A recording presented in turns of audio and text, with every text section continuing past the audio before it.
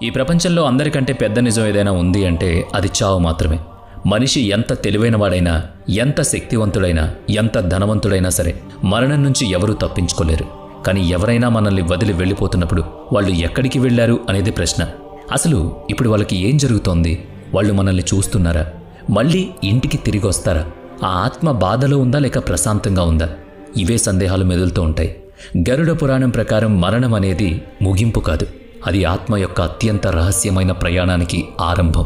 ఈ ప్రయాణంలో శరీరం ఉండదు, పేరు ఉండదు, కేవలం మనం చేసిన కర్మలు, వాటి ఫలితాలు మాత్రమే ఉంటాయి.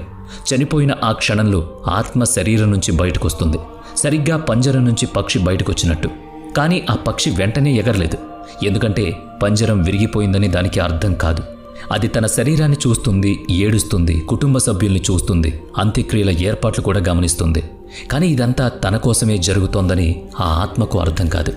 మరణించిన వెంటనే ఆత్మ ఒక రకమైన గందరగోళంలో ఉంటుంది. తాను ఇంకా బ్రతికి ఉన్నానని అనుకుంటూ ఉంటుంది. అందరూ తనను ఎందుకు పట్టించుకోవడం లేదా అని ఆశ్చర్యపోతుంది. ఇదంతా ఆ ఆత్మ ఊహకు అందదు. అప్పుడే యమదూతలు వస్తారు. వాళ్ళు మనుషుల్లో ఉండరు. వాళ్ళు నల్లగానూ ఎర్రటి కళ్ళతోనూ ఘోరమైన ఆకారంలో ఉంటారు. వాళ్ళ రూపం ఆ ఆత్మ చేసుకున్న కర్మల మీద ఆధారపడి ఉంటుంది. పుణ్యం చేసిన వారికి యమదూతలు శాంతంగా తీర్థయాత్రలకు తీసుకువెళ్లే సాధువుల్లా ఉంటే, పాపాలు చేసిన వాళ్ళకి మాత్రం నరరూప రాక్షసుల్లా కనిపిస్తారు. మరణించిన వెంటనే యమదూతలు ఆత్మను యమలోకానికి తీసుకువెళ్లరు. గరుడ పురాణం ప్రకారం మొదటి 24 గంటల పాటు ఆత్మను అంత్యక్రియలు జరిగే చోటే ఉంచుతారు. ఎందుకంటే ఇది ఆత్మ తన కర్మలను మొదటిసారి దర్శించుకునే సమయం. ఈ సమయంలో ఆత్మకు తన పూర్తి జీవితం ఒక సినిమాలా కనిపిస్తుంది. మాటలుండవు, సత్కారాలుండవు, కేవలం ప్రతి జ్ఞాపకం దాని శక్తితో సహా కళ్ల ముందు కనబడుతుంది.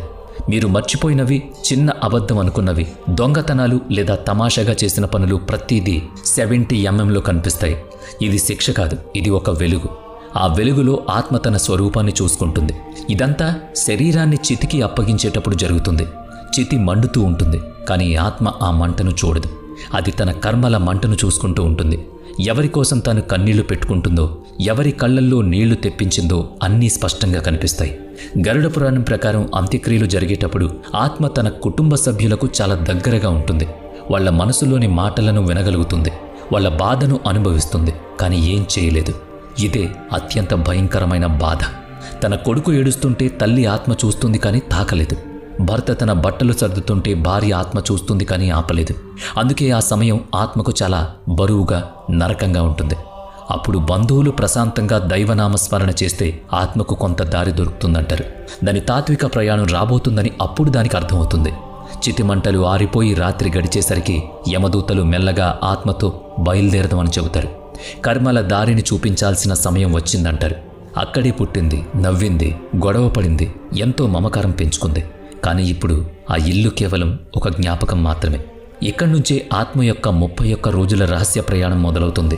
యమదూతలు ఆత్మను శరీరం లేని ఒక సూక్ష్మ మార్గంలో తీసుకువెళతారు. అక్కడ కేవలం ప్రకంపనలు, కర్మల వాసన మాత్రమే ఉంటుంది. అయితే గరుడ పురాణం ప్రకారం ఆత్మను నేరుగా యమలోకానికి తీసుకువెళ్లరు. మొదటి 13 రోజులు ఆత్మ భూమికి దగ్గరగా తన ఇంటి చుట్టూనే తిరుగుతుంది. తన వాళ్ల మధ్య అదృశ్యంగా ఉంటుంది. తన మరణం వల్ల ఎవరు నిజంగా కుంగిపోయారో, ఎవరు పైకి నటిస్తున్నారో గమనిస్తుంది. ఎవరు నిజంగా ప్రేమించారు, ఎవరు తన చావు కోసం ఎదురు చూశారో దానికి తెలుస్తుంది. ఈ 13 రోజులు చేసే పిండ ప్రధానం, కర్మకాండలు ఆత్మను శుద్ధి చేస్తాయి. ఈ సమయంలో కుటుంబ సభ్యులు నిజాయితీగా ఆత్మశాంతి కోసం ప్రార్థిస్తే ఆత్మకు సరైన మార్గదర్శనం దొరుకుతుంది. కానీ ఒకవేళ ఇంట్లో గొడవలు, అశ్రద్ధ లేదా పట్టించుకోకపోవడం లాంటివి ఉంటే ఆత్మ గందరగోళానికి గురవుతుంది. అది పదే పదే తన పడక దగ్గరికి, బట్టల దగ్గరికి, తాను నవ్వుతూ ఉన్న ఫోటో దగ్గరికి తిరిగి వస్తూ ఉంటుంది. గరుడ పురాణం ప్రకారం మరణం తర్వాత ఆత్మను 3 దారుల్లో ఏదో ఒక దారిలో పంపిస్తారు. ఇది ఆ మనిషి బతుకున్నప్పుడు చేసిన కర్మలను బట్టి నిర్ణయించబడుతుంది. మొదటిది అర్చి మార్గం. ఇది ధర్మబద్ధంగా, నిజాయితీగా బతికిన వారికి తెరుచుకునే దారి. దీన్నే స్వర్గ మార్గం లేదా దేవయాన మార్గం అని కూడా అంటారు. ఈ దారిలో ఆత్మ ఊర్ధ్వలోకాలకు వెళుతుంది. అక్కడ సుఖం, శాంతి, దైవత్వం ఉంటాయి. రెండవది ధూమ మార్గం. ఇది పితృలోకం వైపు వెళ్లే దారి. మరీ ఎక్కువ పుణ్యం లేని వాళ్ళు, అలాగని మరీ ఎక్కువ పాపం చెయ్యని వాళ్ళు ఈ దారిలో వెళతారు. వీరికి మధ్యస్థ లోకం దొరుకుతుంది. అక్కడ ఆత్మ విశ్రాంతి తీసుకుంటుంది. తన తర్వాతి ప్రయాణం లేదా పునర్జన్మ కోసం ఎదురు చూస్తుంది. మూడవది ఉత్పత్తి వినాశ మార్గం. ఇది పాపాత్మల కోసం ఉన్న దారి. దీన్నే నరక మార్గం అంటారు. ఇక్కడ ఆత్మ తన కర్మలకు తగ్గట్టు కఠినమైన శిక్షలు అనుభవించాల్సి ఉంటుంది. కానీ ఈ 3 దారుల కంటే ముందు ఒక ప్రమాదకరమైన మజిలీ వస్తుంది. దాన్ని దాటకుండా ఏ ఆత్మ కూడా వెళ్ళలేదు. అదే వైతరణి నది. గరుడ పురాణంలో దీన్ని చాలా భయంకరంగా వర్ణించారు. ఇది మామూలు నది కాదు, ఆత్మకు ఒక పరీక్ష లాంటిది. ఇక్కడ ఆత్మ తన కర్మల ప్రవాహంలోకి దిగాల్సి ఉంటుంది. జీవితంలో దాన ధర్మాలు, సేవ, మంచి పనులు చేసిన ఆత్మ ఈ నదిని సులభంగా దాటేస్తుంది. ఒక సాధువు గంగానదిలో స్నానం చేసినంత తేలిగ్గా. కానీ అధర్మం, అత్యాస, హింస, మోసం చేసిన ఆత్మలు ఆ నదిలో ఇరుక్కుపోతాయి. పాపాత్ములకి వైతరణి నది రక్తం, బురద, క్రిమికీటకాలతో నిండినట్టు కనిపిస్తుంది. ఆ నీళ్లలో ఆకలితో ఉన్న మొసళ్ళు, భయంకరమైన పాములు, కళ్ళలో నిప్పులు కక్కుతూ శాపాలు పెట్టే వింత జీవులు ఉంటాయి. వైతరణిలో అడుగుపెట్టగానే 12 సూర్యులు ఒక్కసారిగా మండినంత మంట ఉంటుంది. అది అరుస్తుంది, కానీ ఎవ్వరూ వినరు. ఆత్మ శరీరం ఉండదు, కేవలం జ్ఞాపక శక్తి మాత్రమే ఉంటుంది. కానీ ఆ నది అలలు ఆ జ్ఞానాన్ని చీల్చుకుంటూ ఆత్మను ఈడ్చుకు వెళ్తాయి. అందుకే జీవితంలో గోదానం, అన్నదానం, సేవ చేయడం ఎంత ముఖ్యమో గరుడ పురాణం చెబుతుంది. ఇవే ఆ నదిని దాటడానికి పడవలా మారతాయి. ఒకవేళ ఆత్మ వైతరిని దాటగలిగితే అది యమధర్మరాజు సభ జరిగే ద్వారం దగ్గరికి చేరుకుంటుంది. ఇది సాధారణ ద్వారం కాదు, ఇదొక శక్తి క్షేత్రం. అక్కడ ఆత్మవేగం ఆగిపోతుంది. ఎదురుగా ఒక భారీ భవనం కనిపిస్తుంది. దాని స్తంభాలు కాలానికి, గోడలు కర్మలకు ప్రతీకలు. ఇక్కడే ఆత్మ యొక్క అసలైన మూల్యాంకనం జరుగుతుంది. యమధర్మరాజు కేవలం న్యాయమూర్తి మాత్రమే కాదు, ఆయన ధర్మస్వరూపుడు, ఆలోచనాపరుడు, కరుణామయుడు. ఆయన రూపం తేజస్సుతో ఉంటుంది. రాక్షసుడిలా భయపెట్టే ఉండరు. శాంతంగా, గంభీరంగా ఆత్మ మనసులో ఏముందో చదివేలా ఉంటారు. ఆత్మను ఆయన ముందుకు తీసుకొచ్చినప్పుడు అది ఒంటరిగా ఉండదు. అక్కడ చిత్రగుప్తుడు ఉంటాడు. ఆయన దగ్గర ఆత్మ చేసిన ప్రతి చిట్ట ఉంటుంది. ఆయన పుస్తకం సామాన్యం కాదు, అది మనిషి ఆలోచనలను కూడా నమోదు చేస్తుంది. మీరు కేవలం మనసులో అనుకుని బయటికి చెప్పని చాలా రకాల పద్దులు అక్కడ లెక్కయ్యబడతాయి. చిత్రగుప్తుడు యమధర్మరాజు ముందు ఆత్మ జీవితాన్నంతా తెరిచి చూపిస్తాడు. ఒక నేరస్తుడు తన తప్పును ఒప్పుకున్నట్టుగా ఆత్మ తన జీవితాన్ని తానే చూసుకుంటూ తీర్పు కోసం వేచుంటుంది. పాపపుణ్యాల లెక్క సంఖ్య ఉండదు, లోతులో ఉంటుంది. ఒక వ్యక్తి ఒకసారి ఆకలితో ఉన్నవాడికి ప్రేమతో అన్నం పెడితే ఆ ఒక్క పుణ్యం 1000 పాపాలను కడిగేస్తుంది. అదే ఇంకో వ్యక్తి రోజూ పూజలు చేసిన అహంకారంతో ఉంటే ఆ పూజలకు ఫలితం ఉండదు. అక్కడ మోసం, వాదనలు పనిచేయవు, కేవలం సత్యం మాత్రమే. చివరికి ఆత్మను స్వర్గానికి, పితృలోకానిక లేక నరకానిక ఎటువైపు పంపాలనే నిర్ణయం తీసుకుంటారు. ఆత్మ చాలా గొప్ప పుణ్యకార్యాలు చేస్తుంటే యమధర్మరాజు స్వయంగా లేచి నిలబడతాడు. దేవతలతో కలిసి స్వర్గద్వారం వరకు సాగనంపుతాడు. అక్కడ ఆత్మ దివ్యమైన కాంతితో కలిసిపోతుంది. కానీ పాపాలతో నిండిన జీవితం గడిపుంటే వారి ముందు నరక ద్వారం తెరుచుకుంటుంది. గరుడ పురాణం ప్రకారం నరకం అనేది ఒకే చోట ఉండేది కాదు. అక్కడ అనేక లోకాలుంటాయి. ఒక్కో ప్రత్యేకమైన పాపానికి ఒక్కో కఠినమైన శిక్ష. ఇప్పుడు ఏ పాపం చేసినా ఆత్మను ఏ నరకానికి పంపుతారో వినండి. మొదటిది తామిశ్ర నరకం. ఇతరుల ఆస్తిని లాక్కున్న వాళ్ళు, సోదరుల వాటా ఎగ్గొట్టిన వాళ్ళు, ఆడవాళ్లను మోసం చేసిన వాళ్ళు ఇక్కడికి వస్తారు. ఇక్కడ ఆత్మను ఇనుప గొలుసులతో కట్టేసి చిమ్మ చీకటిలో పడేస్తారు. అక్కడ సమయం, శబ్దం, స్పృహ అన్నీ చచ్చిపోతాయి. రెండవది అంధతామిశ్రం. అబద్ధాలతో ఇతరులను, ముఖ్యంగా గురువులను లేదా జీవిత భాగస్వామిని మోసం చేసిన వాళ్ళు ఈ నరకానికి వెళతారు. ఇక్కడ ఆత్మను ఎప్పుడూ గందరగోళంలో ఉంచుతారు. అది పదే పదే కింద పడుతూ, దెబ్బలు తింటూ స్పృహ కోల్పోతూ ఉంటుంది. మూడవది రౌరవ నరకం. ఇతరులను హింసించిన వాళ్ళు, జంతువులను బాధ పెట్టిన వాళ్ళు ఇక్కడికి వస్తారు. ఈ నరకంలో మరిగే నూనె, మండుతున్న మంటలు, గాజు పెంకులు ఉంటాయి. ఆత్మకు బాధ తెలిసాక స్పృహను అలాగే ఉంచి శిక్షిస్తారు. నాలుగవది కుంభీపాకం. వేటగాళ్లు మాంసం రుచి కోసం జంతువులను చంపేవాళ్ళు ఇక్కడికి వస్తారు. ఈ నరకంలో ఆత్మ పూర్తిగా స్పృహ కోల్పోయేదాకా పదే పదే మరిగే నూనెలో ముంచుతారు. ఐదవది కాలసూత్ర నరకం.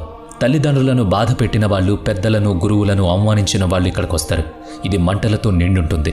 ఇక్కడ ఆత్మను మండుతున్న ఇనుము మీద విరామం లేకుండా నడిపిస్తారు. ఆరవది అసిపత్రవ నరకం. ధర్మం పేరుతో మోసం చేసిన వాళ్ళు, ప్రజలను తప్పుదోవ పట్టించేవాళ్ళు ఇక్కడికి వస్తారు. ఇది అన్నిటికంటే కఠినమైన నరకం. ఇది కత్తుల్లాంటి ఆకులున్న అడవి. ఆత్మను పరిగెత్తిస్తూ ఆ ఆకులతో శరీరాన్ని చీల్చేస్తారు. గరుడ పురాణంలో ఇలాంటివి 28కి పైగా నరకలోకాలున్నాయి. ఇవన్నీ ఆత్మలోని ఏదో ఒక దోషాన్ని శుద్ధి చేయడానికి ఉంటాయి. ఈ శిక్షలు శాశ్వతం కాదు. నరకం అనేది ఒక శుద్ధి కేంద్రం లాంటిదని, పాప ఫలితం అనుభవించాక ఆత్మ తర్వాతి జన్మకు సిద్ధమవుతుందని గరుడ పురాణం చెబుతోంది. అయితే ఆత్మ తర్వాతి జన్మలో మనిషిగా పుడుతుందా, లేక జంతువుగా, పక్షిగా, చెట్టుగా పుడుతుందా అనే ప్రశ్న వస్తుంది. దీనికి సమాధానం ఆత్మ యొక్క ప్రవర్తన, అది చేసుకున్న కర్మలు, సంస్కారాల మీద ఆధారపడి ఉంటుంది. సృష్టిలో 84 లక్షల జీవరాశులు ఉన్నాయని గరుడ పురాణం తెలుపుతోంది. ఇందులో కేవలం మనిషి జన్మలో మాత్రమే కర్మలను సరిదిద్దుకునే అవకాశం, మోక్షం పొందే అర్హత, దైవాన్ని తెలుసుకునే శక్తి ఉంటాయి. మిగిలినవన్నీ కేవలం కర్మఫలాన్ని అనుభవించడానికి పుట్టినవే. ఇక్కడ ఆలోచించే శక్తి ఉండదు. నరకంలో పాపాలను అనుభవించిన తర్వాత ఆత్మ ఏ జన్మకు అర్హమో యమధర్మరాజు, చిత్రగుప్తుడు నిర్ణయిస్తారు. ఆత్మ చేసిన పుణ్యం ఇంకాస్త మిగిలుంటే లేదా గత జన్మలో ఏదైనా ఒక మంచి పని చేసినా మళ్ళీ మనిషి జన్మ దొరుకుతుంది. కానీ ఇంకా స్వార్థం, హింస, కోరికలు, అహంకారం మిగిలుంటే ఆ గుణాలకు తగ్గ శరీరంలోకి పంపిస్తారు. క్రూరత్వం చూపించిన వాళ్ళు మాంసాహార జంతువులుగా పుడతారు. అత్యాశ ఉన్నవాళ్లు కీటకాలుగా, ఎలుకలుగా లేక ఆహారం కోసం అలమటించే పక్షులుగా మారతారు. కామంతో జీవితం గడిపిన వాళ్ళు కుక్కలు, పందుల వంటి జన్మలెత్తుతారు. ధర్మాన్ని, గురువును అవమానించిన వాళ్ళు రాయిగానో, చెట్టుగానో, నిర్జీవ వస్తువుగానో మారిపోతారు. కానీ ఒకసారి నిజమైన మనసుతో సేవా, ప్రేమ చూపించిన మళ్ళీ మనిషిగా పుట్టే అవకాశం ఉంటుంది. గరుడ పురాణం ప్రకారం కొంతమందికి నరకమంటే భయం ఉండదు. శిక్ష అనుభవిస్తే సరిపోతుంది కదా అనుకుంటారు. కానీ నిజమైన భయం దారి తప్పిపోవడంలో ఉంటుంది. కొందరి ఆత్మలు నరకానికి వెళ్లలేక, పునర్జన్మ పొందలేక మధ్యలో ఇరుక్కుపోతాయి. వీటిని దయ్యాలు, భూతాలు, పిశాచాలు అంటారు. ఇవి శరీరాన్ని వదల్లేవు, కొత్త శరీరాన్ని పొందలేవు. చనిపోయే సమయంలో విపరీతమైన కోరికలు, కోపం లేదా ఆస్తి మీద, ఇంటి మీద మమకారంతో చనిపోయిన వాళ్ళు ఇలాంటి దుస్థితిని ఎదుర్కొంటారు. ఎవరైతే తమ కోరికలు తీరలేదని బాధపడుతూ ఉంటారో వారి ఆత్మలు అసంపూర్ణంగా ఉండిపోతాయి. అలాంటి ఆత్మలు ఒక ప్రత్యేకమైన తిథిలోనో, రోజులోనో లేదా ఒక ప్రత్యేకమైన స్థలంలోనో పదే పదే కనిపిస్తూ ఉంటాయి. తన బంధాలు తెగిపోయే వరకు ఆ ఆత్మకు పునర్జన్మ ఉండదు. అందుకే ఆత్మను ఈ బంధాల నుంచి విడిపించడానికి శార్ధం, తర్పణం, పిండ ప్రదానం జరుగుతూ ఉంటాయి.